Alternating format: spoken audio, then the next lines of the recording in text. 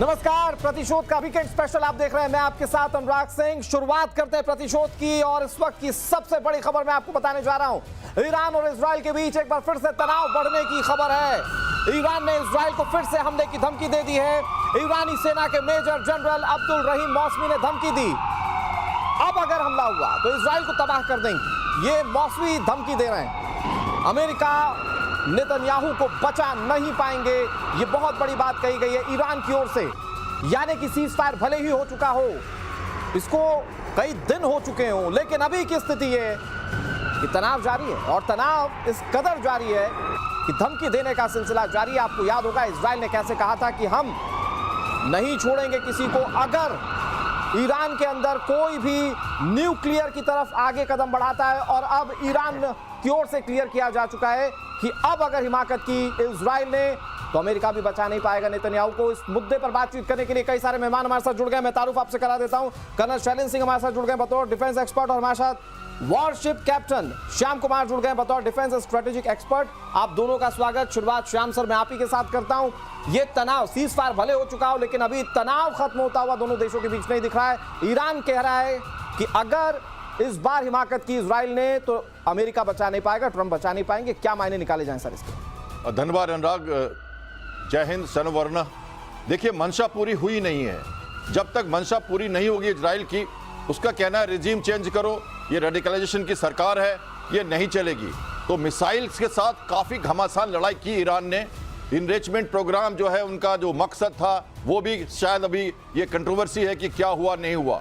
तो ballistic missiles के attack को झेल लिया है इजराइल ने, और ये हमेशा कहता है इजराइल कि मैं अपने आप में तैयार हूं ईरान से लड़ने के लिए। अमेरिका का अपना रुख है, सहायता करे ना करे अपनी मनसाएं वो पूरी करेंगे। तो उन्होंने वो करके, जब भी वो 70-80 साल का जो इतिहास है इजराइल का, वो जो कहता है वो करता रहता है, चाहे वो कुछ भी हो जाए। वो एक सभ्यता की लड़ाई है, वो जमीन के लिए लड़ नहीं रहे, वो अपने अस्तित्व की लड़ाई लड़ते हैं। और इसलिए ये जरूरी है कि वो जो करेंगे वो दिखाएंगे। तो ये टेंशन जो है लगातार चलता रहेगा, ऑपरेशन बंद नहीं हुआ है, ये सब समझते हैं। ठीक है, मैं श्याम सर आपके पास आऊं। एक बहुत बड़ी खबर आ गई है। धमकी के बीच ईरान ने एक बार फिर से अपना दिव्यास्त्र दिखाया है। फतेह 2 हाइपरसोनिक मिसाइल दुनिया को दिखाई।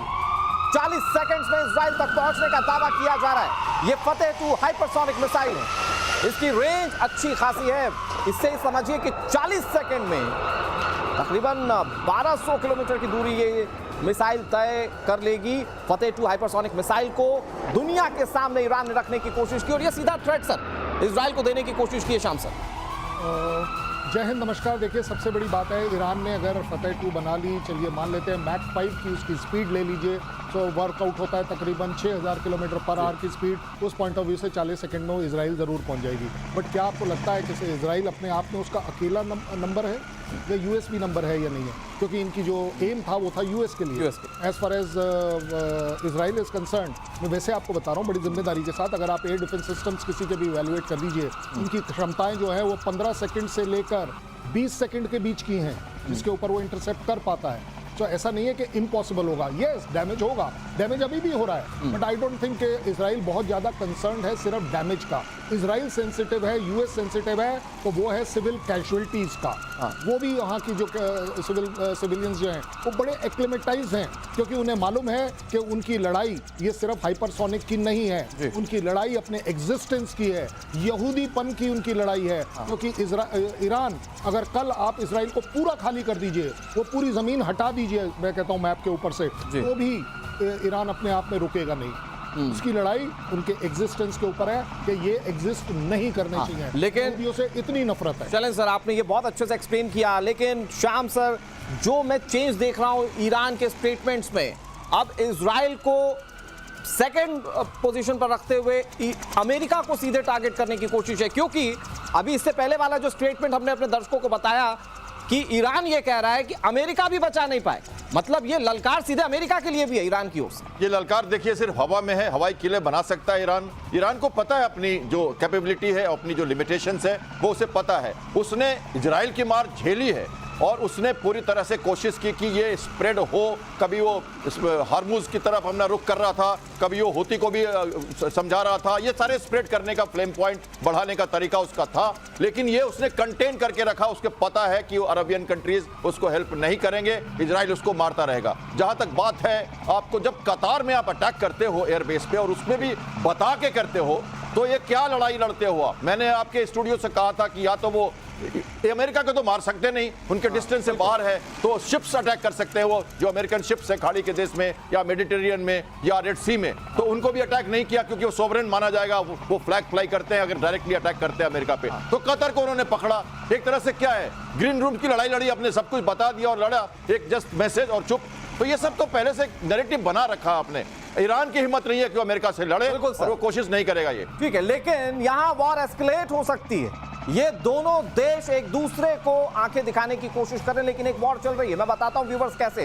ईरान और इजराइल के बीच वॉर का एक नया राउंड शुरू हो चुका है। दोनों देशों के बीच साइबर युद्ध बहुत तेज हो गया है। सीज फायर के बाद इजराइल पर 450 साइबर अटैक, इजराइल ने ईरान पर 10 बार साइबर अटैक किया है। और ये साइबर अटैक कैसे दोनों देशों को घात पहुंचाएगा, ये न्यू एरा ऑफ वॉर है शैलेन सर, और इसमें cyber attack is one of the huge and major role into the war. नहीं, इसमें कोई शक नहीं है, ना केवल इजराइल और ईरान के बीच में है, आप देखेंगे दुनिया में हर जगह है। ये जो इनडायरेक्ट वॉरफेयर जो है, ये अपने आप में बहुत बड़ी चीज है। जहां तक आपने जो अगर 10 सेकंड दे तो आपने बोला ना कि उसने बोला है कि इजराइल को यूएस भी नहीं बचा पाया। ये प्रोपोगंडा और काउंटर प्रोपोगंडा दोनों कंट्रीज से चलते रहेंगे। मुझे आप एक बात बताइए, दोनों कंट्रीज के बीच में ऐसा कौन सा वॉर है जो कभी से चलता नहीं आया है, चलता दिख नहीं रहा है और चलता नहीं कभी अमेरिका दिल पे ले सकता है ये बात? नहीं, क्यों नहीं लेगा, क्यों? अरे देखिए, वैसे मैं नॉट दैट कि मेरी कोई यूएस के साथ एनिमिटी है। यूएस एक वो बेशरम देश है जो हर काम कर सकता है, कोई उसके बारे में कुछ भी बोलता रहे, वो करता अपना ही है अपने आप में। ज्यादा बड़ी बात है कि इजराइल इस चीज को टॉलरेट नहीं करता। अगर दोनों कंट्रीज में आप कंपेयर करें तो इजराइल बहुत सेंसिटिव है कि वो इंस्टेंट उसी समय पर अटैक करता है। और ये जो इंफॉर्मेशन वॉरफेयर, साइबर वॉरफेयर ये जो चल रही है, इसमें इकोनॉमिक घाटा दूसरी कंट्री को ज्यादा दिया जाता है। आपके अपने घाटे कम होते हैं एक तरह से, कि आपके man power related, aircraft related आपके कोई लॉसेस नहीं है। तो इसलिए आप साइबर वॉरफेयर में ज्यादा डिपेंड करते हैं। बिल्कुल, लेकिन श्याम सर इसको थोड़ा सा और एलोबरेट आप कीजिए, क्योंकि जब ये वॉर चल रही थी, वो 12 दिन के वॉर में भी इजराइल की कोशिश थी कि वो साइबर अटैक करे ईरान पर, और टेक्नोलॉजी के मामले में इजराइल बहुत सशक्त है। क्या उस स्तर पर वॉर इजराइल ने जारी रखी? भाई भले सीज फायर हो गया हो फिजिकल तौर पर, वहां हो सकता है कि इजराइल की वॉर जारी।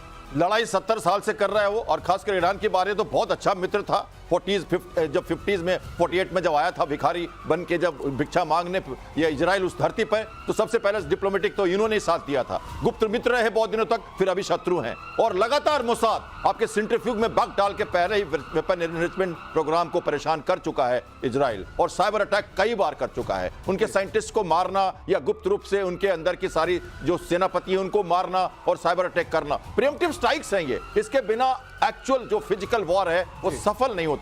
तो अंदर मनोबल तोड़ने के लिए, फैसिलिटीज को ध्वस्त करने के लिए, इंफ्रास्ट्रक्चर की अंदर की जो रीढ़ की हड्डी है उसको तोड़ने के लिए साइबर अटैक की जरूरत पड़ती है, और जो गुप्त जो कोल्ड वॉर में ज्यादा चलता है। इंटरेस्टिंग बात यह है कि 450 साइबर अटैक किए गए ईरान की ओर से। हम इजराइल के सशक्त होने की बात करते हैं, साइबर अटैक ज्यादा किए गए हैं ईरान की ओर से। इस पर बात करें, बहुत बड़ी खबर आ गई है, बहुत तेजी से एटम बम बनाएगा ईरान।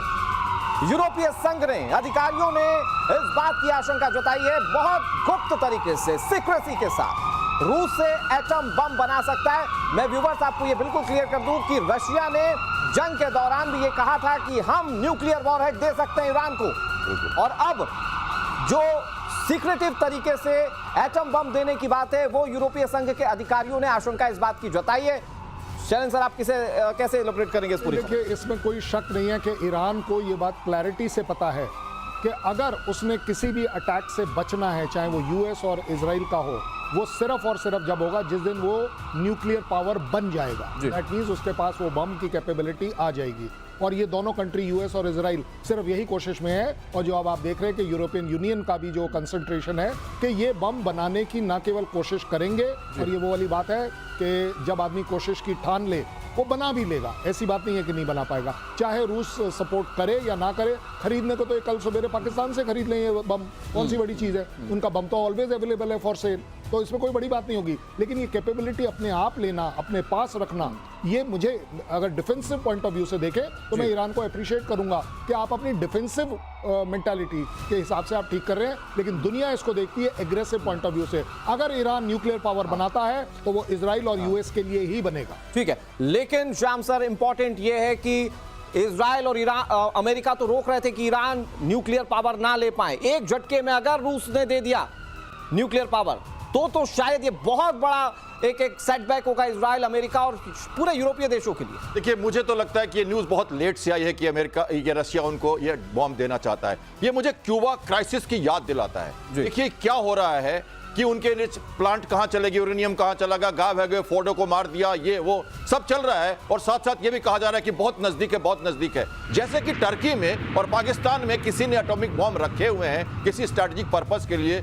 ये तो मुझे कई दिनों से ऐसा लग रहा है लगातार कि ईरान में यही होने वाला है। तो ये तो क्यूबा क्राइसिस का एक तरह से वो दोबारा होने वाला है ऐसा एक्शन। और ये लग रहा है कि अब सीन ऑफ एक्शन पे धीरे धीरे नैरेटिव बनाए जा रहे हैं और आपको एक दिन पता लगेगा कि ईरान ने एक विस्फोट कर दिया और ये एक्चुअली उसका अपना तो है नहीं, ये सब रशिया का किया हुआ है। ओपनली जब रशिया कहता है कि उसे हम बॉम्ब दे सकते हैं, क्या माने लगाएगा दर्शक इसके, क्या लगाएगा विश्व इसका माने कि कल का अगर हो गया तो आप बोल भी नहीं पाओगे। हमने कहा था पहले, हम कर रहे हैं, हमारे सपोर्टर हैं, आप भी तो कर रहे हो पाकिस्तान में, आप भी तो कर रहे हो टर्की में, आप भी तो नाटो के साथ हेल्प कर रहे हो। तो कैसे आप आकलन करते हैं इसका, कैसे आप विरोध कर पाओगे? ये स्थिति बन रही है। For nuclear weapon Iran is unstoppable, अगर एक लाइन में समझें। और इसमें कोई शक नहीं है, इस समय ईरान के लिए एक और सिर्फ एक जिंदगी का एम है कि मैं न्यूक्लियर वेपन बनाऊं, उससे मेरे को न्यूक्लियर डिटरेंस की जो वैल्यू है वो मिले। और जिस दिन मौका लगे तो आप देखेंगे कि इजराइल और यूएस के खिलाफ होगा। Top priority Israel. थोड़ा मैं इसको स्ट्रेच करता हूं, what will be the role of Israel अगर रूस पूरी तरह से न्यूक्लियर वेपन दे देता है? देखिए, ब्लैक मार्केट में आप बात करें तो इजराइल खुद भी बैकफुट पर है। उसके पास अपना एटॉमिक बॉम्ब है और ये डिक्लेयर्ड नहीं है, आईएईए को इंस्पेक्शन करने का अधिकार वहां नहीं है। तो इजराइल देखिए अपने सिद्धांतों से तो मुश्किल में पड़ सकता है, लेकिन देखिए अगर ईरान चाहे और रशिया चाहे तो ये कुछ भी करते रहें। जो सीक्रेट वेपन प्रोग्राम है वो आज तक किसी को रोक नहीं पाया। बहुत इंपॉर्टेंट बात आपने बताई है, लेकिन हथियार कोई और भी दे रहा है। खबर यूक्रेन को लेकर है, यूक्रेन को एक बार फिर से अमेरिका हथियार देने जा रहा है। रूस का यूक्रेन पर अटैक के बाद यह बड़ा फैसला है, यूक्रेन को पैट्रियट मिलेगा। ट्रंप ने कहा है कि मिसाइलों की जरूरत है यूक्रेन को। ट्रंप ने जेलेंस्की से फोन पर बातचीत की, ड्रोन बनाने वाली अमेरिकी कंपनी से भी यूक्रेन का समझौता हुआ है। लेकिन यह रिश्ता क्या कहलाता है शैलेंद्र सर? इससे पहले तो अमेरिकी राष्ट्रपति डोनाल्ड ट्रंप फूटी आंख नहीं सुहा रहे थे जेलेंस्की को, और आज अचानक से इतना बड़ा सिस्टम, पैट्रियट सिस्टम देने की इतनी बड़ी इंसल्ट थी कि जेलेंस्की को आपने व्हाइट हाउस बुलाकर जिस तरीके से सुनाया था, पूरी दुनिया देख रही थी कि जो यूक्रेन है वो अपने आप में कहीं स्टैंड नहीं करेगा। और कुछ दिन तक यूएस ने वेपन सिस्टम नहीं भी दिए थे। पैट्रियट के लिए एक्चुअली प्रॉब्लम जो यूएस को है वो सबसे बड़ी ये है कि अगर वो कंसंट्रेट करता है सिर्फ और सिर्फ यूक्रेन के पॉइंट ऑफ व्यू से, तो मुझे लगता है शायद मिडिल ईस्ट में जो अपने आप को स्ट्रॉन्ग करने की कोशिश कर रहा है, एयर डिफेंस सिस्टम्स लगाने की कोशिश कर रहा है, वहां वो शायद थोड़ा सा कमजोर जरूर पड़ सकता है, क्योंकि इजराइल को उससे ज्यादा जरूरत है। क्योंकि देखिए इंटरेस्ट अपने अपने हैं। यूएस का इंटरेस्ट, यहूदियों ने उसकी पूरी की पूरी इकोनॉमी को कंट्रोल किया हुआ है। Israel is top of the top priority. Ukraine is only priority because to counter Russia, otherwise और कोई एम नहीं है। अगर आप मोटे तौर पर देखें, अगर आपने यूक्रेन को सपोर्ट करना था, नेटो में मिला लेते, खत्म हो जाती। ना आप मिला रहे हो, आपने उस कंट्री को मरवा दिया। आपने जेलेंस्की के थ्रू उसकी अपनी कंट्री को, पता नहीं कितने टाइम से हम सुनते आ रहे हैं, 70% मर गई, 80% मर गई, 90% मर गई, लेकिन आप इमेजिन करिए उसको मिला कुछ नहीं, अल्टीमेटली डिस्ट्रक्शन मिल रहा है। यूक्रेन को कोई भी सपोर्ट अगर यूएस दे रहा है, it is to counter only and only Russia. लेकिन पैट्रियट कितना बड़ा सेवियर साबित होगा, श्याम सर आप अगर समझाएं हमारे दर्शकों को, क्योंकि इस पैट्रियट को इससे पहले भी रशिया कई बार तहस नहस कर चुका है। देखिए, ये मीडियम से शॉर्ट रेंज, लॉन्ग रेंज तक मारने वाली मिसाइल है। ये एक तरह से देखिए थर्ड लेयर पे आती है, लॉन्ग रेंज के लिए उतनी सुटेबल नहीं है। और ये हम इसको यूज करते हैं 60, 70, 80 माइल किलोमीटर तक अगर हम इसको यूज करें। देखिए पैट्रियट सिस्टम तो बहुत जबरदस्त है, world proven surface to air missile है और ये एयरक्राफ्ट और मिसाइल्स के अगेंस्ट में काम करती है। पर जब आप बैलिस्टिक मिसाइल्स की बात करते हो, आप किंजर की बात करते हो, आप जो उनके जो मिसाइल्स आते हैं एक के बाद एक, आप देख रहे हो रशिया की मिसाइल जब कीव को दहलाते हैं, तो वहां कितना ये कामयाब होगा ये पैट्रियट, ये मुश्किल है कहना। हालांकि इजराइल ने उसका काफी अच्छा इस्तेमाल किया, आयरन डोम के साथ इसका इंटीग्रेशन बहुत जबरदस्त रहा। लेकिन जब हाइपरसोनिक मिसाइल हो, इस तरह की मिसाइल्स आ रही हो और ड्रोन स्वैप करे, तब मुश्किल पड़ जाएगी। जिक्र कर रहे हैं सर, आपने किंजल का जिक्र किया, खबर आ गई है रूस ने यूक्रेन पर भीषण हमला किया है। किंजल हाइपरसोनिक मिसाइल से अटैक किया गया है, 10 इस्कंदर क्रूज मिसाइल और 540 ड्रोन, ये बहुत बड़ा हमला किया गया यूक्रेन के ऊपर। 2 दिन पहले अमेरिका ने यूक्रेन को हथियारों की सप्लाई रोक दी थी, हालांकि अब खबर है कि सप्लाई होगी, पैट्रियट एयर डिफेंस सिस्टम मिलेगा यूक्रेन को। लेकिन ये इंटेंसिटी रशिया के हमलों की बहुत तेज और उसमें किंजल हाइपरसोनिक मिसाइलों से हमला कर रहा है। श्याम सर जल्दी से देखिए, ट्रंप के साथ बात की उन्होंने 1 घंटे तक, उसके बाद बौखला गए ट्रंप। उन्होंने कब मीडिया को कुछ नहीं बोला। नॉर्मली उनके नेचर में है कि वो बात करने के बाद लंबा ट्रम्पेट बजाते हैं और कुछ ना कुछ कहते हैं, लेकिन पुतिन ने उनकी बात नहीं मानी। उन्होंने कहा हमारे लक्ष्य क्लियर नहीं है, इसलिए हम टेबल पे नहीं आएंगे, कोई वार्ता नहीं होगी। और इसके कहने के बाद अगले दिन उसी रात को घमासान लड़ाई जो आपने दिखा रहे हैं वो उन्होंने कर दिया। वो इसी तरह से करते हैं, टेबल पे आते हैं, वर्ल्ड को एक मसीहा का मैसेज देते हैं। पुतिन शातिर खिलाड़ी है, पुराने राजनीतिज्ञ हैं, और उसके बाद अटैक करते हैं ताकि लगे विश्व को कि वो जो कह रहे हैं वो दिखा सकते हैं। दोनों तरह की बातें करते हैं। वो जॉन पोप तक चले गए थे, उनके भी पैर सहलाए थे उन्होंने। हर तरह का मैसेज देते हैं, अटैक करते रहते हैं। देखिए कैपेबल कंट्री है, लेकिन मैसेज इस वक्त रूस ने बिल्कुल क्लियर कर दिया है कि वो यूक्रेन को नहीं छोड़ेगा और हमले बहुत तेज इंटेंसिटी के साथ किए जा रहे हैं। इस बीच खबर ये कि रूस और यूक्रेन के बीच टकराव बहुत तेज हो गया है। यूक्रेन ने रूस पर जबरदस्त ड्रोन अटैक किया है, मतलब उधर से हमले इधर से पलटवार। रूस ने यूक्रेन के 120 ड्रोन्स को मार गिराया। रूसी क्षेत्र आजोव सागर के ऊपर ड्रोन्स गिराए गए। आजोव सागर एक इंटरनल ओशन है, इंटरनल सागर है यूक्रेन और रूस के बीच का, और उसके आसपास के क्षेत्रों को निशाना बनाया गया। ये वार पलटवार चैलेंज सर, ये बहुत तेज होता हुआ दोनों देशों के बीच। नहीं, देखिए दोनों देशों के बीच में वार पलटवार चलते आ रहे हैं, चलते रहेंगे और चलते आगे भी आएंगे, कोई बड़ी बात नहीं है। ज़्यादा बड़ी बात यह है जब हम पुतिन की बात करते हैं कि पीस की बात करते हैं, पुतिन ने तो कभी पीस की बात बोली नहीं। ये तो ट्रंप ने बोला था कि मेरे आते ही 24 घंटे में मैं लड़ाई रोक दूंगा। भाई साहब, पुतिन जो है ना, उसे ये मालूम है, और वैसे भी फौजी तौर पर मैं आपको बता सकता हूँ, you always negotiate from a position of strength. अगर ताकत है बाजुओं में तभी आप नेगोशिएट करोगे और तभी दुनिया आपकी सुनती है। पुतिन जो इस समय कर रहे हैं, 400-500 के करीब ड्रोन जो इन्होंने बर्बाद किए अभी रिसेंटली, पिछले अगर 48 घंटे में देखें यूक्रेन के, वो क्या मैसेज दे रहा है। और आप एक बात बताइए, ये जो 400-500 ड्रोन जो यूक्रेन रशिया की तरफ वायर कर रहा है, ये बड़ा पीस इनिशिएटिव है क्या? मैं किसी को ब्लेम नहीं कर रहा, मैं इवैल्यूएट करके बता रहा हूं आपको। देखिए, इस तरह की ये जो लड़ाई दोनों कर रहे हैं, दोनों को मालूम है they will be in loss. ये जरूर बात है कि यूक्रेन इज ना बिगर लॉस। सबसे बड़ा गेनर कौन है आप देख रहे हैं? वो गेनर हो जा रहा है यूएस, क्योंकि उसके हथियार और ज्यादा बिक रहे हैं। उसकी जो डिफेंस इंडस्ट्री है, 43% उनके शेयर मार्केट बढ़ गई है। ये क्या है? ये अपने ये कि रशिया का इंटरेस्ट बिल्कुल नहीं होगा कि सिर्फ यूक्रेन को लड़े।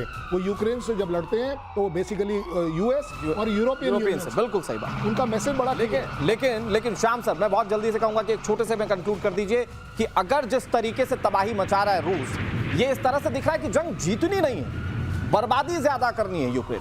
देखिए, जमीन की लड़ाई है ही नहीं। 4 एरिया लिया उन्होंने और उसके बाद लुहांस्क को उन्होंने ऑलमोस्ट स्वतंत्र घोषित कर लिया अपने साथ रशिया में। रशिया स्पीकिंग बेल्ट है, वो क्रीमिया को लिया, सी ऑफ एजॉव क्रीमिया के बगल में है, और बॉस्फोरस के जो स्टेट्स है उसके थ्रू जो टर्की है उसका रास्ता मेडिटेरियन में खुलता है। ब्लैक सी का एरिया है, ग्रेन डिप्लोमेसी वहीं से चलती है। वो समुद्र चाहिए, वो एरिया चाहिए रशिया को, और रशिया को जमीन बाकी नहीं चाहिए। 12,000 स्क्वायर किलोमीटर वापस दे चुका है। अपनी 8 किलोमीटर की फौज के साथ गया था वो, शुरू में वापस आ गया है। मनोबल तोड़ रहा है। वायुसेना कहती है हमारे एयर डिफेंस सिस्टम को ये थका रहे हैं कीप अटैक करके, हमारे देश का मनोबल तोड़ रहे हैं। हमारे बच्चे, बूढ़े और हमारी महिलाएं बाहर जा चुकी हैं। हमारा देश ऑलमोस्ट भिखारी हो चुका है और हम दूसरे के बल पर लड़ रहे हैं। तो ये मैसेज आ रहा है पुतिन का। पुतिन चाहते हैं तुम लिटिल रशिया हो, मेरे छोटे ब्रदर की तरह रहो, हमारे वर्चस्व में रहो, हमारे यूएसएसआर के पुराने प्रभाव में रहो, हम तुम्हारी फॉर्मली सॉवरेन स्टेट मानते हैं। और हासिल क्या यूक्रेन का? ना नेटो मिला, और अब जिस तरह से बर्बादी हुई है, अगले कई सालों तक यूक्रेन उठ नहीं पाएगा अपने पैरों पर। लेकिन इस बीच बहुत दिलचस्प खबर हमारे पड़ोसी मुल्क पाकिस्तान को लेकर है।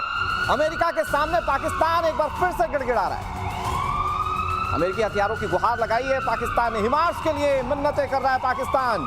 ये बहुत बड़ी खबर हम आपको बता रहे हैं।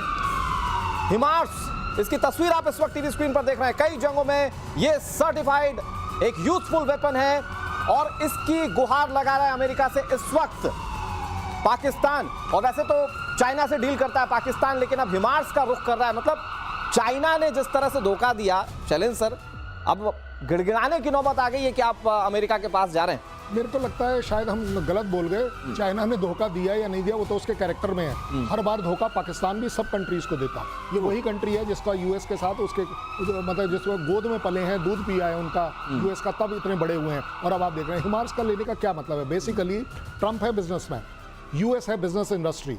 वो उन्हें दिखाना चाहता है कि देखिए मैं भी एक मार्केट हूँ, अगर आप दे दें तो बड़ी अच्छी बात है, देंगे। लेकिन ज़्यादा बड़ी तकलीफ ये आएगी कि अगर आप हिमार्स लेते हैं तो चाइना क्या बोलेगा, और अगर हिमार्स लेते हैं तो यूएस आपसे क्या डिमांड करेगा, ये भी एक बहुत बड़ा सवाल है। तो मुझे नहीं लगता कि किसी भी एंगल से ये एक अपने आप में रियलिस्टिक परचेज और सेल है। ये एक स्ट्रैटेजिक पोस्चरिंग है कि हम आपके लिए एक ओपन मार्केट है। ठीक है, लेकिन अगर पाकिस्तान गिड़गिड़ा रहा है हिमार्स के लिए, मैं अपने दर्शकों को ये बताऊं कि हिमार्स एक ऐसा मिसाइल सिस्टम है जिसमें 6 मिसाइलें एक साथ दागी जा सकती है, 300 किलोमीटर की रेंज होती है, और ये यूक्रेन को यूज करते हुए हमने देखा। बिल्कुल बिल्कुल, देखिए ये हमारे जैसे हमारे मोटिव अगर समझाएं कि पाकिस्तान क्या सोच रहा है इसको लेने के लिए। बिल्कुल, देखिए उनको भी ये चाहिए, जैसे हमारी पिचोरा मिसाइल है, बहुत इफेक्टिव मिसाइल है, और हम इनको टैंक के या उनके सैनिकों के विरुद्ध या उनकी मोबाइल जो बैटरी है या उनके जो फायर कंट्रोल सिस्टम्स हैं, रडार्स हैं, उनके ऊपर इनका ट्रैक कर सकते, सेफ है। इसमें व्हील लगी हुई आप देख सकते हैं, बहुत हाईली मोबाइल है, ये बहुत high rate of fire accuracy और सेफ है। एक जगह मारा और तुरंत मूव करके दूसरी जगह से मार सकता है, इसलिए वो वापस अटैक नहीं कर पाते और सेफ माना जाता है। हिमार्स इसलिए वर्ल्ड में फेमस है। हमारी पिचोरा मिसाइल या इगला है, हमारी जैसे हमारे ओसा है, या हमारी नेवी में कहे तो जो बराक या हमारे RBU 600 रशियन के रॉकेट्स हैं, रॉकेट लॉन्चर्स हैं, ये सब इस तरह के रॉकेट लॉन्चर्स इसके कंपैरिजन में है। और हिमार्स जो है एक तरह से वर्ल्ड प्रूवन जो एंटी जो कहते हैं ना टैंक बैकिंग हुआ और सैनिकों को मारने के हुआ, तो भूमि में सुरक्षित प्रेसिजन के साथ कॉस्ट इफेक्टिव और वर्ल्ड प्रूवन अभी माना जाता है। और यूक्रेन ने जब इस्तेमाल किया तो उसकी ताकत तो पूरी दुनिया देख चुका है। खैर, बहुत इंटरेस्टिंग चीज मैं आपको बताता हूं। पाकिस्तान हथियार के लिए गिड़गिड़ा रहा है, लेकिन अंदर खाने की बगावत वो नहीं झेल पा रहा है। उत्तरी वजीरिस्तान में मीर अली में बगावत की खबर है। 5 लाख से ज्यादा लोग यहां इकट्ठा हुए। पाकिस्तानी सेना के खिलाफ आवाम में काफी गुस्सा, झूठे ऑपरेशंस के खिलाफ नारा बुलंद किया।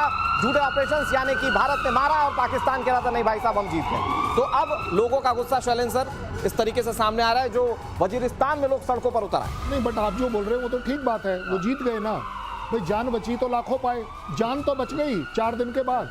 देखिए लोगों का जितना वो उन लोगों की जीत तो सर 2 वक्त की रोटी में भी है। नहीं, अब आ रहा हूं मैं लोगों का, आवाम पर, क्योंकि आवाम देख रही है कि इन सब चीजों का फायदा घाटा क्या है। आवाम के ऊपर सारी बात आ रही है। आपको क्या लगता है 300 रुपए किलो आटा वो फील्ड मुनीर के जेब से जा रहा है? ये इस आवाम के पास से जा रहा है। आवाम अब चाहती है जानना, जिसको हम बोल रहे थे डेमोक्रेसी, ये बोलते हैं करवट ले रहा है डेमोक्रेसी अपने आप में, कि कब तक सहोगे, कितना सहोगे। इन्फ्लेशन देखिए आपका कितना जा रहा है, आप अचीव क्या कर रहे हैं। सबसे बड़ी बात यह है, 4 दिन बोल दीजिए लड़ाई के, 2 दिन बोल दीजिए, आपने अचीव किया क्या? चलिए आपने बोल दिया कहीं एक जहाज गिर गया, 2 जहाज गिर गया, वेल दैट डजंट मैटर।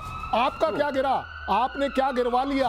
आपने 9 टेररिस्ट कैंप गिरा लिए, चलिए वो आपको भी तंग कर रहे हैं। आपने अपने 11 एयरफील्ड बर्बाद कर लिए। क्या आपको लगता है ये कम है? और इसका खर्चा, इसका जो भी खर्च है उसका खमियाजा कौन भुगतेगा? ये जनता भुगतेगी, क्योंकि इसे मालूम है कि अपने आप में सिर्फ और सिर्फ डेमोक्रेसी बोलने से नहीं आती, ये ग्राउंड आज डिमांड कर रहा है। हाँ, लेकिन श्याम सर, जब पाकिस्तान का जिक्र होता है मतलब अपने आप हंसी आ जाती। प्रतिशोध में हम लोग वॉर की बात करते हैं, पाकिस्तान का जिक्र होता है अपने आप हंसी आ जाती। भाई इनके घर में खाने को नहीं, ये जा रहे हिमार्स ढूंढने के लिए कि हिमार्स हमें मिल जाए, वो भी उधारी पे ही लेंगे ये लोग, लेकिन अपने घर की बगावत ये लोग नहीं झेल पा। अंधेरी रात में किसी दिन कोई चोर आ जाए घर में तो गरीबी की कसम बड़ी शर्मिंदगी महसूस होती है। क्या दें उसको? देखिए पाकिस्तान की हालत तो सबको पता है, और एक तरह से भिखारी की तरह ये घूमते रहते हैं। इनके तो जनरल्स कभी कहीं जाते हैं। पुराना इतिहास है, पिछले 3-4 सालों में कई बार अमेरिका में जा चुके हैं भीख मांगने के लिए। लेकिन जहां तक मैं बात करूं जमहूरियत की, जो डेमोक्रेसी होती है, वहां के लोग जब खुद कहते हैं कि ये दहशतगर्द हमारी आर्मी है, बेकार का लड़ाई कर रही है, ऑपरेशन सिंदूर करके लुटा दिया हमको, जहां हम पहुंचे थे वहां से भी पीछे आ गए और चारों तरफ फिर हम हाथ पैर मार रहे हैं, ये खरीद रहे हैं, वो खरीद रहे हैं। इनके पास पैसे आते कहां से? ऑब्वियसली पीछे से बैकहैंड से सपोर्ट कोई और दे रहा है। ये चल नहीं सकता सर्किल। जब तक आप डिपेंडेंट नहीं हो अपनी कंट्री पे, तो आप कैसे इतना बड़ा आर्म कंट्रोल कर सकते हो या इंपोर्ट कर सकते हो? तो ये जो जनता उनको समझाएगी और उनको अपना रास्ता खुद दिखाएगी। मैं आपको लास्ट पॉइंट कह दूं, अंडे को बाहर से फोड़ने की जरूरत नहीं है, अपने आप फूटेगा, अच्छा जीव निकलेगा, शायद समझ जाए। ठीक है, मुझे अगली ब्रेकिंग लेनी है, एक बड़ी खबर आ गई है। लेकिन शैलेंद्र सर, मैं चाहता हूं 10 सेकंड में आप ये बताइए, वहां पर लोग अगर बगावत कर रहे हैं तो क्या आर्मी के खिलाफ लोग जाग उठें या अपने ऊपर पड़ रही मारों की लोग ये बदला लेने पर ये सड़कों पर उतरे? ये बात सच्चाई से इवैल्यूएट ज़रूर करी जा सकती है कि आवाम जो है वो हताश है, वो जिसको बोलते हैं ना उसके पास कोई चॉइस नहीं है। मैं आपको आज बता दे रहा हूँ, पाकिस्तान आर्मी इसे भी कंट्रोल कर लेगी, ऐसी कोई बड़ी बात नहीं है। मार पिटाई कर देगी, वो तो वो वाली कंट्री है जो अपने देश में हवाई जहाज से लोगों के ऊपर अटैक भी कर सकती है, कोई बहुत बड़ी बात नहीं है। ये आप देखेंगे कि आवाम जब तक पूरी तरह से नहीं जगेगी अपने आप में, ये सो कॉल्ड उनका प्रतिशोध जो है अपनी ही सरकार के खिलाफ पूरा नहीं हो पाएगा। ठीक है, और पाकिस्तान से बड़ी खबर यह है कि बिलावल भुट्टो के घर पर हमला किया गया। हाफिज मसूद के खिलाफ बोलने की सजा हाफिज मसूद को सौंपने की बात बिलावल भुट्टो ने की थी। ये वो बिलावल भुट्टो है जिसने खून की नदियां बहाने की बात कही थी, लेकिन जब औकात पता चली तो इस बात पर राजी हुआ कि भाई आतंकियों को सौंप दिया जाए। लेकिन ये वहां के लोगों को नागवार गुजरा। पाकिस्तान हाफिज सईद को सौंपने के लिए तैयार है, बशर्ते भारत प्रक्रिया में सहयोग करे। ये बयान था जो मैंने कोट किया बिलावल भुट्टो का, और उसके बाद लोगों का गुस्सा फूट पड़ा। ये आतंकियों को, पहले मैं आतंकियों पे बात करना चाहता हूं सर, उसके बाद फिर हम लोग बात करेंगे बिलावल भुट्टो की। आतंकियों को सौंपने की बात करना श्याम सर, इसका मतलब यह है कि पाकिस्तान को अब उसकी हैसियत पता चल चुकी है, उसे पता चल चुका है कि भारत क्या नेगोशिएट करेगा, उसके बाद जल संधि जो है वो शुरू होगी। बिलावल घुटनों पर है पाकिस्तान टोटल। बिलावल जो है ना दो भाषिया बात करते हैं, कभी कुछ कहते हैं कभी कुछ कहते हैं। आप कह रहे हो कि ये टेररिस्ट है, इसको हैंडओवर करेंगे, मान लिया आपने, पहले मान लिया आपने ये टेररिस्ट हैं दोनों के दोनों। हमारे जो संसद पे अटैक हुआ, हमारा जो 26/11 हुआ, हमारा जो पुलवामा हुआ, आप मान रहे हो और आप कहते हो कि हम इनको सौंपने के लिए तैयार है। और फिर क्या कहते हो आप? कहते हो आप बता दो है कहां वो, और फिर कहते हो अफगानिस्तान में है। तो आप कैसे हैंडओवर कर दोगे? अरे आपको क्या प्रॉब्लम है? और एक और बात कहते हो कि हमारी प्रक्रिया में आपको आना पड़ेगा, हमारी लीगल जो प्रोसेस है उसमें जाना पड़ेगा, आपके लोग यहां आके गवाही दें और हम जो आपको सुनाएंगे वो सुनना भी पड़ेगा। आप कह क्या रहे हो? ओवरऑल क्या पिक्चर डेवलप कर रहे हो? आप खुद ही अपनी बातों को काट रहे हो। कहां है ये मालूम नहीं, आपके कंट्रोल में मालूम नहीं। टेररिस्ट मान लिया है उसको, और अपनी प्रक्रिया में कैसे लाओगे? आप ले आओ ना अफगानिस्तान से, पहले अपने कंट्री में तो लाओ, शुरू तो करो प्रोसीडिंग्स, अपनी मोटिव तो दिखाओ, अपना चेहरा क्लियर तो करो। क्या कह रहे हो? पाकिस्तान एक्सपोज इस तरीके से हो जाता है कि जब वो बात भर करता है कि हम आतंकियों को सौंप देंगे, तो उसके अंदर खाने आतंकी बिलबिलाने लगते हैं और विरोध करने लगते हैं। खैर, एक बड़ी खबर आपको बता देते हैं, किराना हिल्स पर हमले का सबसे लेटेस्ट वीडियो सामने आया। ऑपरेशन सिंदूर के दौरान अटैक का वीडियो, जहां वीडियो में धुआं और विस्फोट दिखाई दे रहा है। किराना हिल्स पर पाकिस्तान में जो हमला हुआ था उससे पाकिस्तानी इतने खौफजदा थे कि घुटनों पर आए और भीख मांगने लगे सीज़फायर की। वो खुद कटोरा लेकर गए अमेरिका के पास, भारत से उन्होंने बात की, नेगोशिएट करने की गुहार लगाई और उसके बाद सीज़फायर हुआ।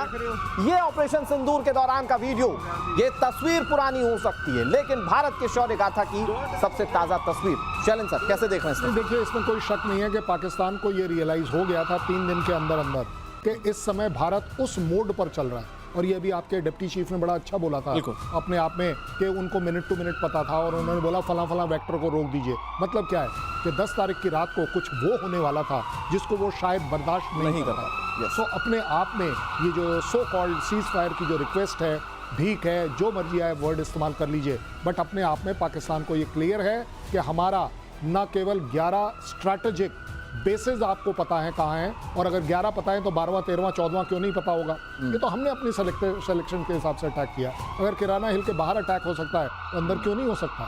सब कुछ हो सकता है, उसमें कोई डाउट नहीं है। बट ज़्यादा बड़ी बात यह है कि पाकिस्तान रियलाइज़ करता है कि यस, अगर आज हम जो भी हैं, जिस भी लेवल पर हैं, वो किसी पॉइंट ऑफ व्यू से इंडियन आर्मी के सामने खड़े नहीं हो सकते। सिर्फ और सिर्फ डिस्ट्रक्शन है, आंख दिखा सकते हो, सेलिब्रेट कर सकते हो, बट अपने आप में अपने लोगों को खुशी दे सकते हो, खुशी भी नहीं, डरा सकते हो। डरा सकते हो, यस एग्जैक्टली। ये पाकिस्तान कर सकता है, लेकिन इससे ज्यादा कुछ उसके हाथ में नहीं है। किराना हिल्स बहुत स्ट्रेटेजिक जगह है डिफेंस के लिहाज से पाकिस्तान की, और वहां भारत ने पहुंचकर तबाही मचा दी थी। इधर राफेल को बदनाम करने के पीछे चीन है। फ्रांस की खुफिया रिपोर्ट में बहुत बड़ी बात सामने आई। ऑपरेशन सिंदूर के बाद डर्टी कैंपेन चलाया गया, 1000 नए सोशल मीडिया अकाउंट से कैंपेन चलाया गया। पाकिस्तान ने 3 राफेल विमानों को मार गिराने का दावा किया था। भारत ने फ्रांस के साथ डील करके राफेल खरीदा था, और भारत और फ्रांस ने राफेल के गिरने की खबरों को खारिज कर दिया था। लेकिन जो प्रोपेगेंडा चलाया गया था शाम सर, चाइना खुलकर सामने आ रहा है कि चाइना था, उसके पीछे कई सारे फेक अकाउंट्स और उसमें फर्जी वीडियो सर्कुलेट किए गए। ये बताया गया कि राफेल को कैसे गिराया गया। जितनी बातें फाइटिंग में हो रही हैं, जितना स्टेज पे प्ले हो रहा है, फिजिकल जो हम देख रहे हैं, उससे ज्यादा ग्रीन रूम में नैरेटिव चल रही है। अदृश्य जो शक्तियां हैं ना, अदृश्य वार जो है वो ज्यादा आज लड़ा जा रहा है। साई वॉरफेयर, इंफॉर्मेशन वॉरफेयर का ज्यादा महत्व है। बोल बोल कर मार रहे हैं हम, यहां मारेंगे तुम बचा लेना, यहां मारेंगे तुम बचा लेना। देखो कैसे लड़ाई हो रही है, कई एग्जाम्पल्स है इसके। आप यूक्रेन में देखो या यहां देखो, सब कुछ पता होता है और बाद में उसको सेट करते हैं, ये मामला नैरेटिव बना के सेट करते हैं। तो ये राफेल की बात है, हम न करें तो अच्छा रहेगा। क्या जरूरत है आपको समझने की, हमने कौन सी टैक्टिक्स अपनाई, हमारे डीजीएमओ ने, डीजीएनओ ने और डीजी एयर ऑपरेशन ने अच्छी तरह आपको समझा दिया था। हमारे सीडीएस ने सिंगापुर में आपको बता दिया था। हमारे कैप्टन शिव कुमार ने आपको इंडोनेशिया में बता दिया है कि हम क्या करते हैं, कैसे करते हैं, हमारे क्राफ्ट किस टैक्टिक्स से यूज किए जाते हैं। हमारे कॉम्बैट एयर पेट्रोल में 7 मई से पहले की बात करो ना, 24 अप्रैल से लेकर 6 मई के रात के 1 बजे तक 100 जहाज हमारे, शहबाज शरीफ का बयान है, 100 जहाज हमारे कॉम्बैट एयर पेट्रोल पे पूरे के पूरे लगे हुए थे। हमारा मिग 29 समुंदर में, हमारा पीएटआई अपने आईएसपीआर ने नोटिस भी किया था, हम वहां लगे थे। और ये वेक्टर की बात कर रहे हो आप, कौन सा वेक्टर आपको पता था? Pull back, lieutenant general Rahul Singh ने कहा है pull back your vectors. Pull back क्या था आपको पता होना चाहिए, हमने तो अस्तीने भी अभी नहीं मोड़ी थी। राजनाथ सिंह का बयान, वो वेक्टर जो आने वाला था 40 सेकंड में ब्रह्मोस, 80 ब्रह्मोस, 16 एक डिस्ट्रॉयर में, समझिए आप जरा। और 20 वॉरशिप खड़े थे, वहां से अटैक मारने वाले थे हम आपको, आप लुट जाते। और जैसा शैलेंद्र सर ने कहा कि भाई अभी हो सकता है कि हम कुछ ऐसा करने वाले थे जो पाकिस्तान बियर ही नहीं कर पाता और इसीलिए फिर गिड़गिड़ाने लगा कि भैया सीजफायर हो जाए। एक बड़ी खबर और अपने दर्शकों को बता देते हैं, यूरोप के लिए खतरे की घंटी है। यूरोप से 7 गुना ज्यादा हथियार बना रहा है रशिया। हथियार उत्पादन में यूरोप को पीछे छोड़ दिया है। रूस का हथियार उत्पादन बेतहाशा बढ़ गया है। अमेरिका, नाटो के सामने बड़ी और खुली चुनौती। रूस क्या पूरे विश्व में आगे निकल जाएगा? वैसे न्यूक्लियर के मामले में सबसे आगे है ही रशिया, और कई ऐसे हथियार हैं जो आज तक रशिया ने दुनिया के सामने अभी तक प्रेजेंट ही नहीं किए। लेकिन अब खबर यह है कि 7 गुना ज्यादा हथियार बना लिए हैं यूरोप से रशिया।